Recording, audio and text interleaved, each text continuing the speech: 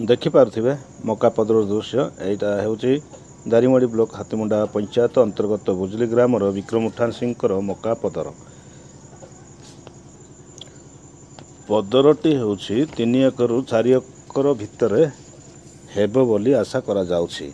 एथिरे मका मध्य अधिक मात्रा पका जाइथिला। आउ जदि पैसा देखिया को जिबा ताले मिनिमम 2 ରୁ 3 लाख टंका हेबो बोली चाषी आशा करथिले। एतेबेले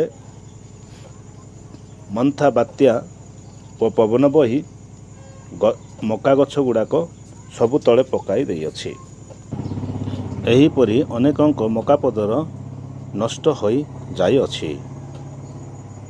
एणु आम ओडिशा मोहन सरकार को अनुरोध करुछंती कि जे एही चाषी भाई मानक विषय रे आलोचना करी से मानकु किछि सहाय्य कले बा आमको किछि सहाय्य कले आमे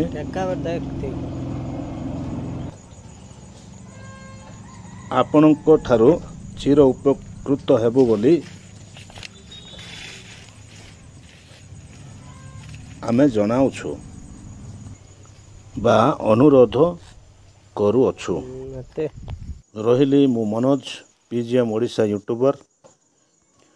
जदि वीडियो टी को भलो लागिला गोटे शेयर लाइक सब्सक्राइब करंतु। धन्यवाद नमस्कार।